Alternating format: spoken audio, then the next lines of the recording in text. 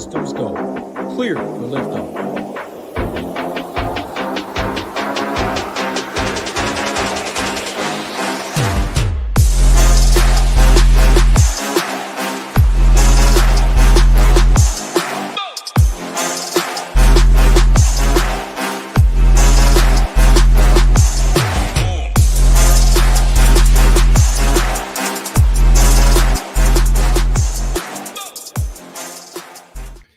What's going on, everybody? Happy Tuesday.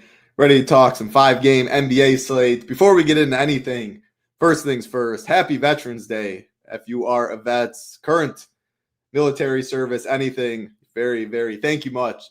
Awful English, but thank you very much for your service, everything you guys do, lay down your life.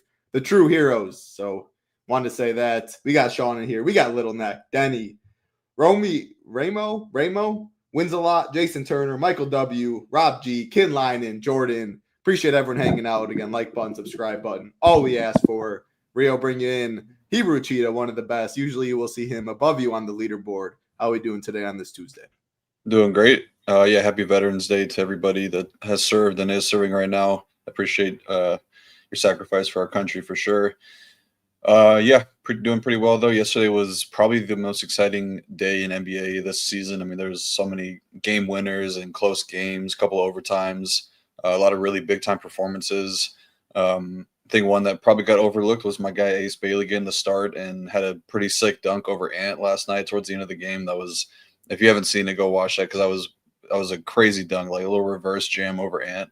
Very impressive. But, yeah, this slate is interesting, I guess, to say the least. It's, I don't know, 2 games that look pretty good and then a bunch of other ones that look just okay.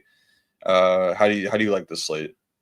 Not much. I mean, I do like the hour and a half window. After that, it's all over. So that part I enjoy.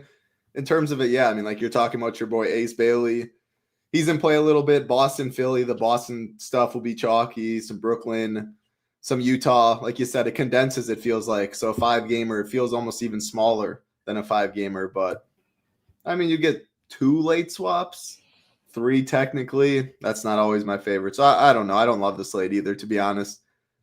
Any broad slate overview, anything you want to talk about? I mean, we're sharing SaberSim, our partner optimizer over here, just sorting by salary, 2 players above 10K, Shea and Maxey, sorting by ownership, 5K, Flipowski, Nemhard, Nurkic, Clowney. So that's looking like the chalk. Again, anything besides just like it seems like a condensed slate for teams-wise that we're targeting? No, I mean, I would just say that at this point of the season, we're starting to get some actionable data from these teams, start to get a little bit more of like a larger sample. So I think that this is kind of where us at Shibit Nation for sure start to kind of find our footing. So I don't know. I'm excited to just play more NBA DFS, I guess, and see how we can do the rest of the season. Yeah, let's get into it. I Am Rice is in here. Scooter's in here. Take down William. Yeah, Michael, you're right. The Packers freaking stink. Rio's Patriots, though, absolutely do not stink. And, yeah, yesterday's slate, you were talking. Ace Bailey definitely got overshadowed. I mean, Cade stole the show for sure, but D-Mitch, Con Knipple, I mean, come on, man. Con is the freaking man. We talk about it every Tuesday. But, yeah, it's a fun time in the NBA. There's no doubt about it. A lot of young stars. We'll get into the first game of the night, though. Again, like, button, subscribe. Helps us out a ton. Actually, I'll say right up top, you can see 5 days for $19 using the code SHIP19. No better time to get in. Rio, like he says, as the season goes on, the more data you get, even better the slate plan gets because you can use this year's stuff over last. No one dives in deeper. You get him on the core report as well with M. Ballman, one of the better players out there. Our guy Matt and Ham. I'm on the cash report. The Stone, of course, like we have for all sports. And Little Neck does our slate plan Monday through Friday for Showdown. Good prizes there, so definitely check that out. First game of the night, let me zoom in, the Memphis Grizzlies and the New York Knicks. I have to pull up DraftKings for the over-under and the spread, but for the injury report, we have nothing on the Memphis side to worry about. Mitch Rob is questionable for the Knicks. It's looking at about 220, 221 according to SaberSim, about 8-point favorites. But again, I don't have DraftKings up yet. Take it away, Rio, Knicks and the Grizzlies. Yeah, I don't really have a ton of interest in this game. I think there's 2 main areas of weaknesses for these teams on defense that should be the spots that these teams look to attack. For Memphis, it's mainly been their pick and roll defense. It's been really bad. They're bottom 5 in pick and roll defense this season. And for the Knicks, their 3-point defense has been bad, but otherwise they've been really good in pretty much every other category. I think that the main reason we see from these Mike Brown defenses, they put 2 on the ball, and that'll leave some of these secondary scoring options open a lot of the times. With that being said, I mean, Jaw's looking like a semi-chalky option on the slate, seen around like 20%.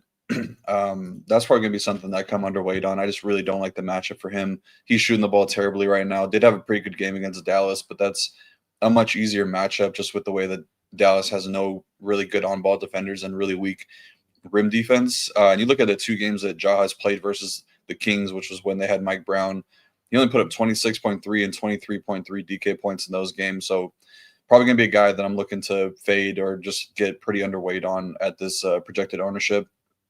After that, though, I think that I don't really know what's going on with Jaren Jackson Jr. right now. He hasn't had a good game at all this season, but he does lead the Grizzlies in catch and shoot scoring. So I guess like it's an okay matchup for him. I don't mind him seeing Cat on defense either if that's who they put on him. I think that he should be able to take advantage of that matchup, but maybe just a wait and see approach for him. I do think that's a pretty good matchup though. So if there were to be a time for him to kind of hit in a decently big way, it'd probably be in this spot, but I'd prefer just going down to like Cedric Coward and Santi Aldama, and maybe even actually that's probably it. Yeah, just those 2 guys as the main catch and shoot guys on offense for the Grizzlies.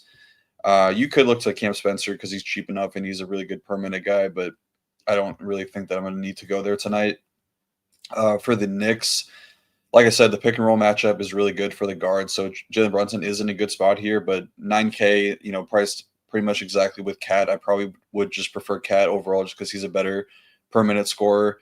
The Grizzlies are allowing the 5th most fantasy points to opposing power forward, so it's a pretty good spot versus a struggling defense for Cat. So I do prefer him to Brunson. I think that OG is probably the guy I like the most. He's just been really good this season, really consistent, averaging 36.3 DK points, and he's topped 36 DraftKings points in 5 straight games. So he looks like a pretty good option versus a team that could be turnover prone. I think you could use Mikal Bridges as a pivot off of OG, different position, but same price tag. And he's in a pretty good spot here as well with the Grizzlies are allowing a good amount of fantasy points to opposing shooting guards. And then if Mitchell Robinson misses, which I think he should, probably going to see Landry Shamet get the start. He'd be an option at 3.3K, pretty decent price for somebody that could be starting and playing upwards of 25 minutes. And then Josh Hart would see some more minutes as well. What was your thoughts on Josh Hart? He grades out as, like you said, he's fine, but you just touched on him at the end. He grades out as the best point per dollar play on the Knicks. I don't really have much to add to him. Like he's probably going to play upper 20s minutes, which is enough for him, a guy that does a little bit of everything. But yeah, I don't really have like a strong take of him being a good or a bad play at all. Okay. I mean, Memphis side just looks awful. Like max 1, if I was playing like single entry hand builds, I wouldn't click on more than 1 and probably wouldn't click on any of these guys. Yeah, I mean, the Knicks guys, though, applied for like 120 points. You liked OG quite a bit. Cat always has big upside at 9K. All these guys are relatively low owned too. I think when we get to the popular spends, like Jaylen Brown, I think will be more popular. MPJ's price is getting up there. It's the more middling builds. I don't think many are going to go the Shea route. If they do spend up, Maxey will get some ownership, but I think the balance build, not having to fully punt. So even if Shamet does get the start, he probably wouldn't be too highly owned. And if you do want to jam in Shea or something up top, you can get on a different build that way. But you like OG a lot. I think Cat's pretty interesting. Do not like the Memphis side. Next game on the slate, Toronto Raptors and the Brooklyn Nets. 9.5 spread in this one again, with the Raptors favored. 232.5 total. Injuries in this one on the Toronto side. Abaji is out. Sandro's questionable. Not sure how much that means. On the Brooklyn side, we are looking at Cam Thomas and Day'Ron Sharpe both out. In terms of ownership in this game, sorting by SaberSim, couple guys, Clowney, Claxton, Quickly, MPJ. This game's getting a decent amount of ownership. Like I said, I think this number could be too low on MPJ, probably on Clowney. Claxton just being center might be right, but this game's going to get some ownership. 9.5 point favorites, the Raptors. What are you doing? Yeah, I mean, it's a really good spot for the Toronto side to put up a really big score here versus the worst defense in the league.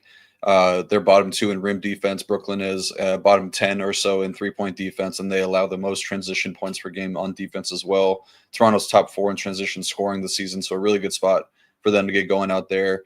For Toronto, they're improving a bit on defense, but it's mainly just the rim defense that's going to be their area of weakness with Jakob Poeltl down low.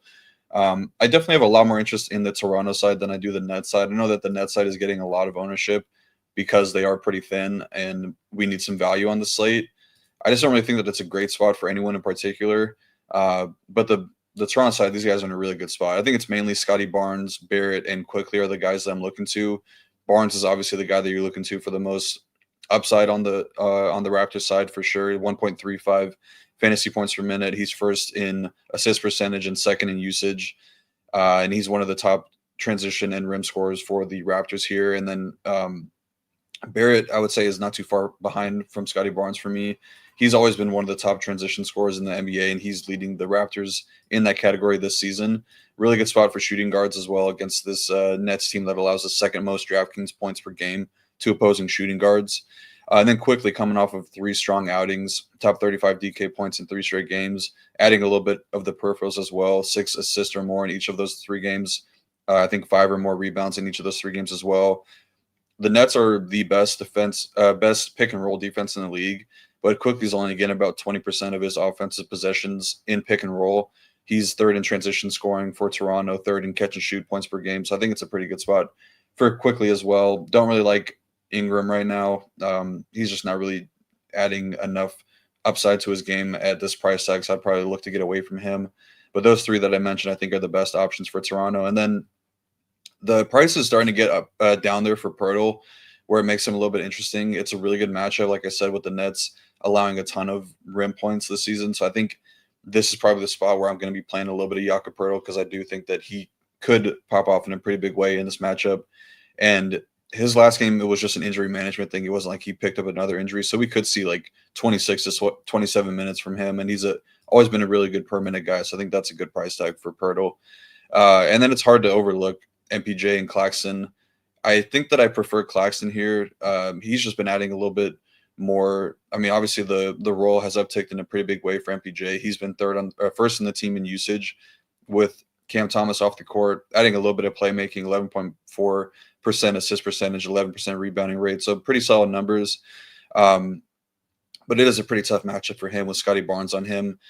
So I probably just lean Claxton for the price tag. I think it's a really good spot. Like I mentioned, always like to attack Jakob Poeltl. He has a 19% usage rate and 24% assist percentage. So a slightly better role for Claxton than it is for versus MPJ.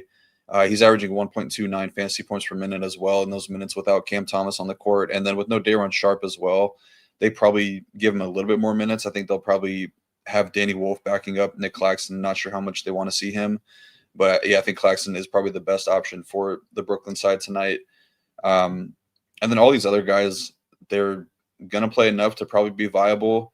The range of outcomes for Noah Clowney is really wide. I mean, he kind of reminds me of like a Jabari Walker type where he can put up like a pretty solid score one game and then next game he goes 1 for 9 from the field and barely plays at all.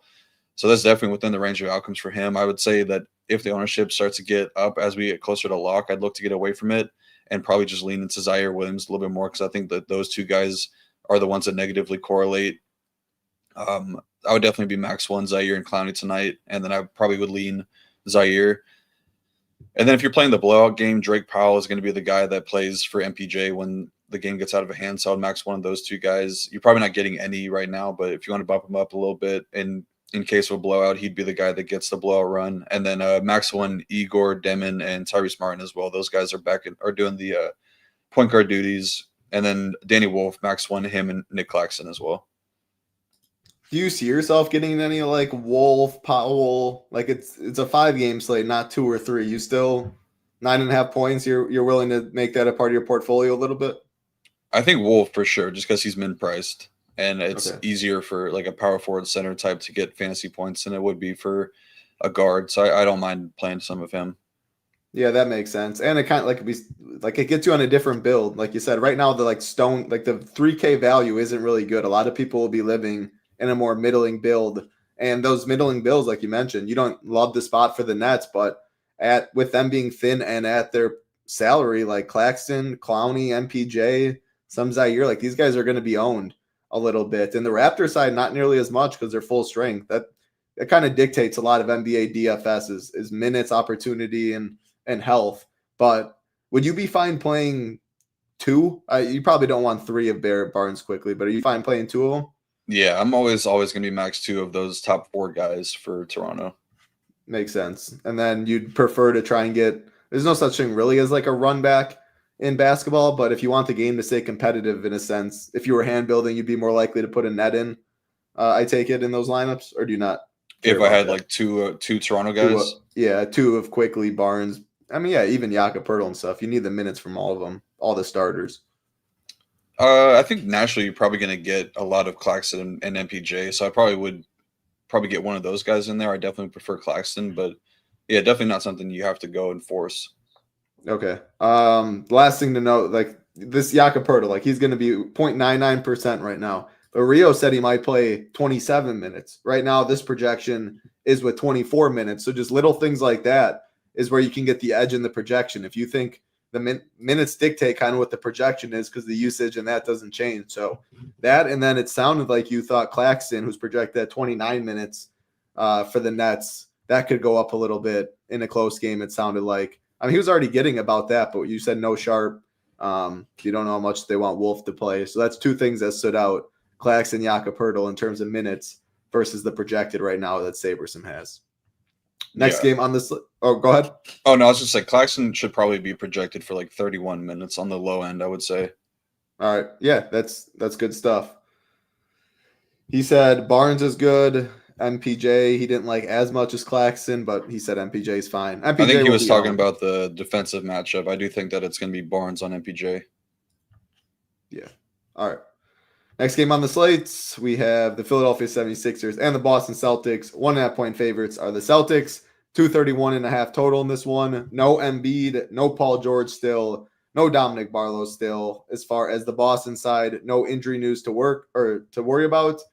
Sorting by ownership in this game, I think it's definitely going to get some ownership on both sides. I think this is maybe accurate. No Embiid obviously brings Drummond into the mix. Jaylen Brown, Derek White, these guys just fit the no value right now. If there was multiple 3K guys and there's a Giannis and Jokic and stuff, we could be looking at a different slate. But like Shea's not in the best spot. It doesn't seem like people aren't going all the way up.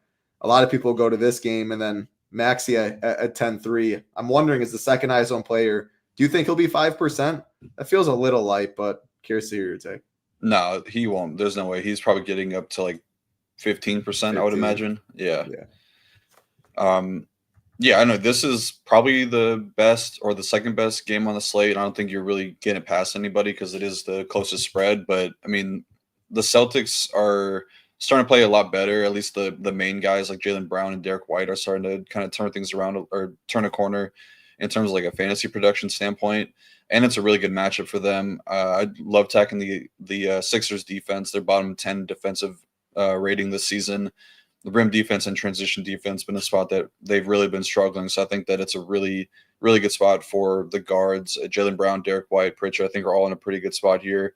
And on top of that, the pick and roll defense is the second worst in the league this season. They don't really have like a true point guard that runs pick and roll, like a high volume, but all those guys kind of add enough in the pick and roll stats to be useful. I definitely like Jaylen Brown the most here, just with the way that the Sixers are getting killed in transition and around the basket. He's the guy that's going to be driving the ball the most for Boston. He's also first in rim and pick and roll scoring and transition scoring this season. So really good matchup for him. He put up 48.3 DK points the last time that they faced. And like I said, starting to kind of turn a corner from a fantasy production standpoint. So I think that he's the best option on Boston tonight. I'm okay with the ownership where it's at. I think that it's totally fine. Price tag's really good. Derek White would probably be the one I'm least excited about. He's still not shooting the ball all that great. He does have a couple games where he's hit, around 3 threes, still taking a ton of shots, but just not really adding enough upside, I don't think. I mean, Pritchard is 1.1K cheaper and kind of has similar upside, so I think I'd probably prefer him a little bit more. But I'm okay with White, I guess. But yeah, I do prefer Pritchard. Just the cheaper price tag is kind of the main thing that gets me onto him a little bit more. He's going to be the third option on offense, but they do like this matchup for him. He played 33 and 37 minutes in the 2 games versus Philly this season, only averaging around 29 DK points there. But yeah, I think that the price is really good for Pritchard. And then I think Keita is good. I kind of wish Embiid were to be in, although that Embiid being out does make it a better spot for him to play more minutes because he won't have the foul trouble. He's been playing, 24 plus minutes in each of his last 4 games. Sixers are bottom 8 rim defense, bottom 8 in DVP versus centers this season. So I think that upside is for sure there for Keita. And then I would look to Simons as well as another guy. Probably don't want to play more than 2 of White, Pritchard, or Simons. I don't know if those guys are all capable of getting there, even on a small slate. I don't know if this, I think I saw something on Underdog that Simons had 25 first half points last game, and then he finished with 25. I don't know if it was insane. Yeah, so that actually happened. Yeah, he had literally 31, 32 DK points at the end of the half, and I don't know if it was 9 for 13. It was an insane number. And then to be honest, I played NBA yesterday. I was watching the Packers and all that.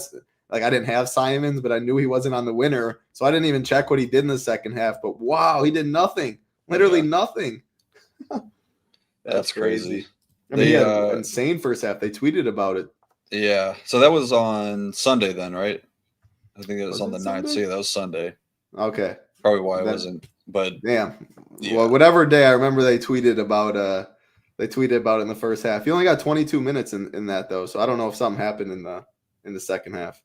I mean, Mazzulla is a guy that doesn't stick to the same rotation. I think that the one game, I think it was on Friday when they played Orlando, we kind of talked him up a little bit as a value play, and people played him, and he only played 2 first half minutes, and then kind of went off in the second half. But he's not going to stick to the same rotation every single week, or every single game. So it's kind of tough to know what you're getting from guys like Simons and Keita and Minot. Speaking of Minot, I was thinking of something else. I don't know. I thought I keep going. I gotta go to Underdog Twitter now. Yeah, I would say just keep an eye on the starting lineup. I don't know if they're really going to change it, but Jordan Walsh has been playing really well over the last couple of games and starting to see more minutes. I would probably keep him in the player pool in case that he plays minutes over Minot, but I probably wouldn't play those guys together. All right, now the Sixers side is definitely going to be one that you look to for spend ups and even some value as well with Joel Embiid out. Obviously, that's going to bring more usage to guys like Maxey, and VJ Edgecombe is even a guy that sees a little bit of a usage bump. Oubre will see more usage as well. But obviously, I think that Maxey is probably the best spend up on the slate at 10.3K. He's actually averaged a little bit worse numbers with Embiid off than with him on. Last season, it was the inverse, but he does see a plus 2% bump in his usage and assist numbers. But he's been killing Boston, averaging 33, 5, and 10, and 63.3 DK points per game. So I think it's kind of a no-brainer play, just Maxey being the top spin-up option on the slate. With there only being 2 guys priced above 10K, I definitely prefer Maxey to SGA tonight. And then Oubre and Grimes, I think, are guys that could be in play here. Oubre should be playing upward 36, 40 minutes in a close game. A lot of his best games this season came with Embiid out, averaging 36.3 DK points in 4 games without Embiid this season. And then Drummond played 28 and 35 minutes in each of the last 2 games with Embiid out, and he's probably going to be the guy that's going to start. He did start against Detroit. Could have been somewhat matchup driven, but I think that he's kind of been outplaying Adembona enough to just solidify himself in the starting lineup. So if we're getting 28 to 30 minutes from Drummond, then he's probably one of the better value plays on the entire slate. And then Trent Watford as well is a guy that sees a really big bump in his per minute production with Embiid off. We do have a pretty large sample with him playing without Embiid this season, 121 minutes, averaging 1.12 fantasy points per minute in those minutes. So I think that he's pretty solid here as well, but definitely think that Drummond is one of the top value plays on the slate, and then Maxey, my favorite spend up. I do think 2 centers will be decently owned tonight. Nurkic, Claxton, Drummond, Keita. Center's very strong. I assume a lot of builds, over 50%, I imagine the flagship and stuff will have that, and it's probably the right thing to do. I had to check Underdog Twitter to make sure I literally wasn't going crazy. Yeah, it was Sunday at 5:17 our time, so building football lineups in between that. 14 first half minutes, 8 for 11 from the field, 5 for 7 from deep, 25 real points. Crazy. Yeah. And he finished with the same. Only got 8 second half minutes after that. That's crazy. Yeah, he gave his thoughts on Watford at the end. I was trying to find that. So I wasn't listening to your individual breakdowns really on the Philly side. I know Keita was your favorite on Boston, but I mean, this is one of the best games, like you said. It's not going to sneak by anyone, but when we're looking at 9.5-point spreads, 10.5 now for the Knicks, 9.5 for the Raptors, 7.5 for the Thunder, you do get this game and the Pacers game that will be close. But yeah, pretty appropriately priced on both sides. The last thing to note was like the Maxi ownership. That was 5%. I'm taking the average of Ship and Nation and Saber. It should get updated, but if it doesn't, just know like spotting inefficiencies like that, because then if you don't change it and you go to your portfolio and it shows your leverage is like 3x the field and you have 15%, I mean, you're actually even with the field. So that's a big difference that way when you're looking at leverage column and stuff. That's what I look at, compare where I'm at versus the field, but you need good ownership and making some adjustments. Ownership's tough in NBA. The ultimate package, one of the biggest beneficiaries with that is the live ownership that they give and able to sim against for the 5:30 p.m. games. After that's locked, you will be able to, like Cat's ownership, Brunson, etc., will be in the ownership, and you can see it live and then sim against that. So one very Ultimate's expensive. It's definitely not for everyone, but if you are playing a lot of money, a couple $100 a week, definitely worth it. And over here, SaberSim or Rio and Sheets do a SaberSim video, Saber series. Nades will be on it, I think, this week. Every single week you can ask questions. Very in-depth there. Two of the best SaberSim minds. So another reason to get over to shipandnation.com. Again, as low as $19, you can get in for 5 days. Next game on the slate, 2 games left. OKC Thunder and the Golden State Warriors. Thunder 7.5-point favorites, 227.5 total in this one. No injuries to worry about on the Warriors side. Lou Dort, Aaron Wiggins out for OKC. Take it away. A game that is looking to be very low owned when sorting by SaberSim and our ownership. Yeah, I mean, I just don't see how or why anybody would play Warriors tonight at these price tags. It doesn't make sense for Kuminga to be 8K, Draymond Green to be 6.8K. I mean, pods above 6K is kind of crazy too. I guess you can make a case for Steph just because he does always have slate breaking upside, but there's nothing really about the matchup that stands out in a big way. The OKC is giving up a good amount of threes per game, so that would be the one spot you want to attack. Obviously, Steph, one of the best, probably the best three-point shooter ever, so you could make the case for him, but I don't think I'm going to be keeping anybody else in my player pool on the Warriors side. Like maybe Trace Jackson-Davis and playing into blowout because OKC is the best team in the league, so I could see this game blown out on that side, and Trace Jackson-Davis probably getting a good amount of run, but yeah, it's nobody else other than Steph in terms of spend-ups for the Warriors. OKC side, I mean, it's kind of similar. I don't really want to pay nearly 11K for Shea on the slate. There's nothing that really stands out from the Warriors on defense. They're pretty good in pretty much every category. Top 6 defensive rated team this season. Obviously, it doesn't really matter too much when you're talking about a guy like Shea, but it's just the main thing is that he's almost 11K and he hasn't topped 60 DK points more than twice this season. So Maxi's done that probably 4 or 5 times already. I just think that it's a much better spot to go down to Maxi at the similar price tags. Chet, he's fully healthy now, playing 30 minutes in each of the 2 of the last 3 games. Warriors do allow some pick and roll man scoring, so it's an okay spot for him.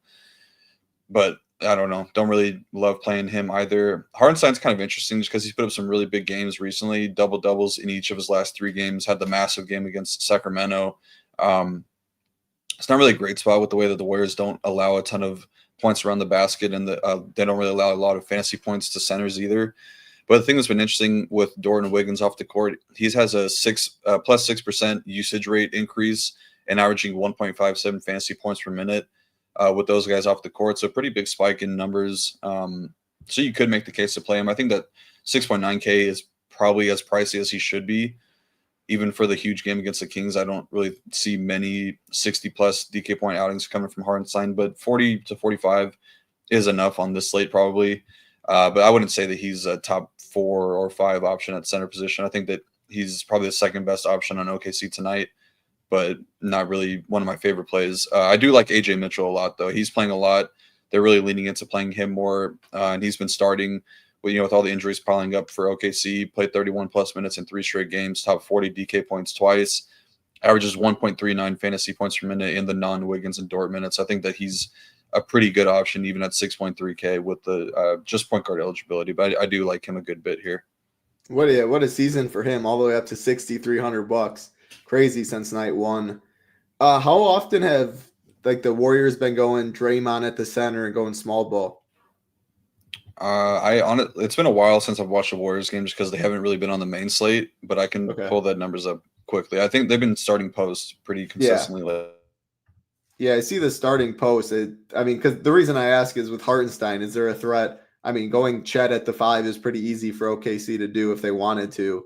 But I don't know. I didn't have time to pull a popcorn machine, but that is something to know. Like your Hartenstein, like those 29 minutes. If he gets a couple more minutes, we talked about how loaded center is. If he can beat out point per dollar wise, it has to be a lot of them, probably 3 of the 4 chalkier centers. But if he can, you're going to get him maybe not even 9%, maybe even lower. So I thought that was an interesting take. This game is really tough to get to, in my opinion. I prefer Maxey over Shea for cheaper. I prefer a lot of other mid-tier guys, I think, over Steph. Just not a game I want much exposure to, and the field is thinking the same.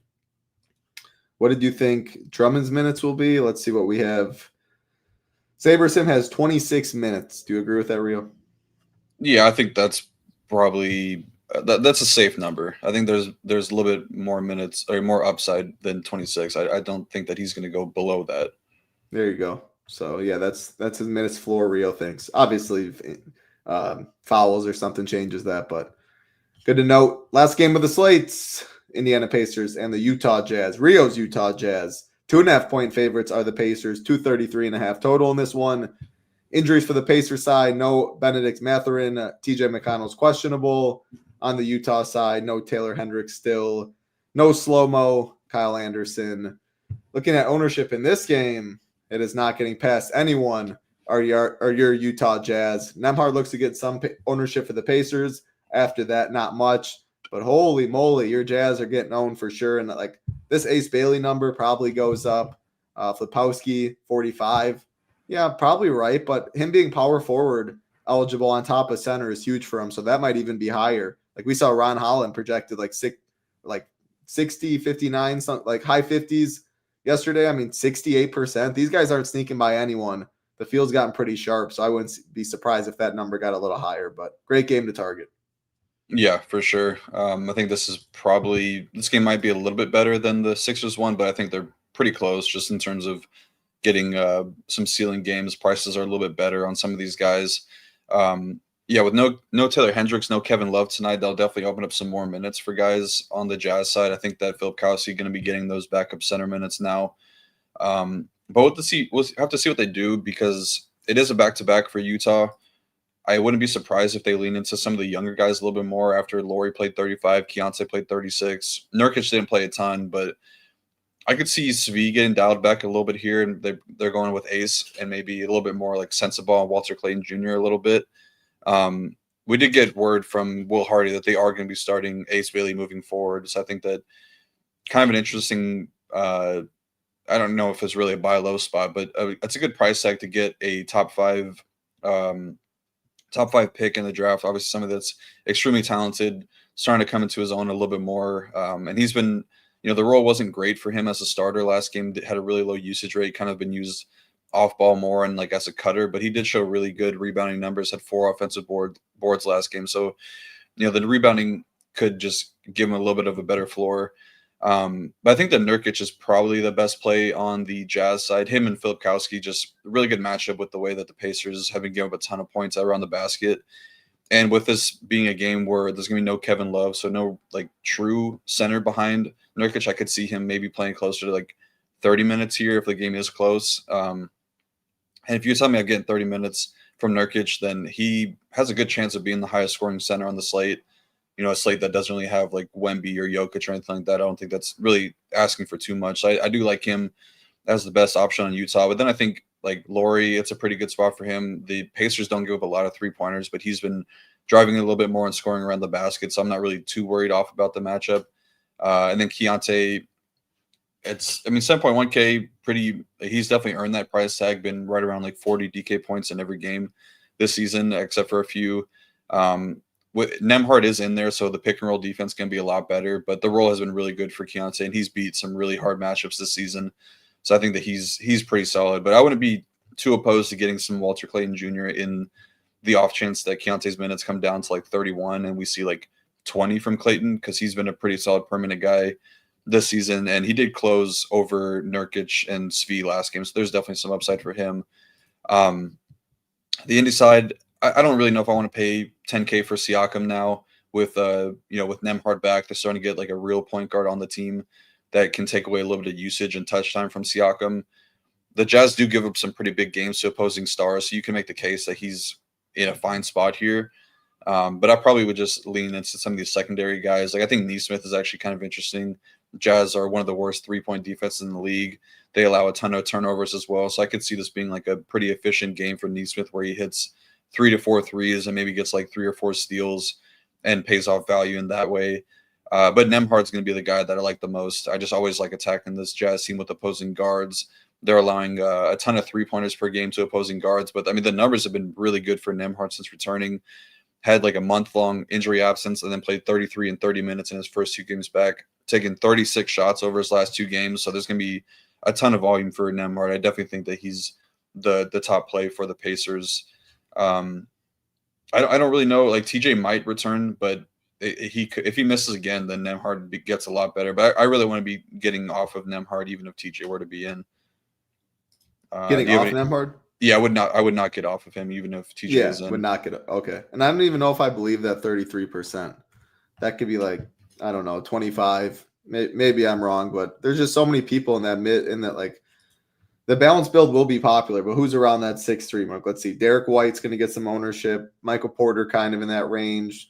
Pritchard, all the chalky centers kind of are there, like the Nurkic's, the Claxtons. I don't know. Maybe it's I think 25 is probably a little more realistic than 33. Siakam going to get some ownership for the Pacers. How I just view it is like when we're circling back, Memphis looks bad. Knicks, I think OG or one of the studs, like they fit middling builds with Towns is the highest price at 9K. Toronto looks good. Nets look good.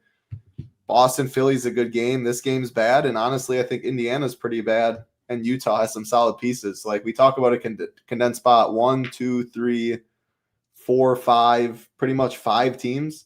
6 teams, I would add Utah. So 6 of the 10 teams right away to get some exposure to. And like that's how I'm going to try and narrow it down. That's kind of my final thoughts on this slate, though. The thing with basketball is projections own stuff. If one of these guys get ruled out at the end of the day, if somehow Scotty Barnes got ruled out right now, like quickly, Brandon Ingram, the whole slate's flipped on its head. And you have to be late swapping. You have to be prepared. We don't have too many big Q tags right now, but even little stuff changes some projections. A weird starting lineup can change stuff. So you got to be around your computer from 7:30 Eastern to 9 Eastern today. That's what we got for the 5-game DK main slate. Final thoughts from you, Rio? All right, no Jackson love. If you want to touch on that too. Isaiah Jackson, 5,100. I mean, he's fine. I think that center is pretty strong tonight, so I don't know if I really want to be taking a shot on him. Like Kata for 300 cheaper is probably a little bit better. Drummond for 200 more, a lot better. And then I think even like Nurkic and Claxton for 1,000 and 1,300 more are way better. So I don't think so. He's kind of far down the terms of priorities for center. Final thoughts? No. Yeah, not really. It's kind of a gross Tuesday slate. It's also been kind of odd. DraftKings is beefing up the contests for Tuesday, but we get worse contests on like Wednesdays and Fridays. I wish that they would flip that. Like I don't like playing that $5 on Wednesdays and Fridays, but they just keep doing that. And then we have like the big 3K contest, which I think is pretty good on Tuesday. The 725 is always on Tuesday as well. So I just kind of wish that they would flip those around a little bit. If you had to pick a number for the slate size, what's your ideal number, would you say? Like 8 games? Yeah, 7 to 8. Yeah. 7 to 9, I think, is a sweet spot. I think 10 and above gets a little crazy, and then like 5 and below is kind of boring. Yeah, that makes sense. I wonder why they do it right after Monday Night Football or Monday big contest that way. Get people the winners to put more money in or people to chase that way. Wednesday, a little smaller, maybe. waiting for Thursday, and then I don't know why Friday would. College football's going on. I don't think that's really taken away. Who knows what DraftKings thinks? That's going to take too much work to dive in. I mean, they're better than FanDuel at least. FanDuel's product, you talked about it 5 years ago, is phenomenal. I grew up playing on FanDuel before DraftKings. You can get a lot of good action there and cash, tournaments, everything. I will say occasionally they still run a pretty good tournament here and there for basketball. So I always check, but most of the times it is DK over here. Yeah, giving the DK interns too much credit's right. That's all we got, though. Again, like button, subscribe button. Helps us out a ton. Ship It Nation, you can join us for as low as $19 for 5 days using the code SHIP19. And I should have mentioned this earlier, but a great deal over at Splash. Our friends at Splash gave us a promo code, SHIP-IT, $50 deposit match. You put in $50, they'll give you $50 and 100% payout boost on your first Quick Picks entry. They do have it for NBA. They have it for NFL. Similar to Pick 6, Prize Picks, and stuff like that. Some overs, some unders. You can use projections. I know Tambo said that he's been using some of our projections to help look at some inefficiencies that he sees. But yeah, I mean, $50 for free and 100% payout boost, even if it was a little negative EV pick with those 100% and $50 free dollars, that makes it plus EV right there. So Ship It is the promo code at Splash Sports. SHIP19 is the promo code to give us a try for 5 days here at Ship It Nation. That'll do it for us. Have a great night. Be safe. Good luck in your contest tonight for Rio. I'm Titletown. Peace.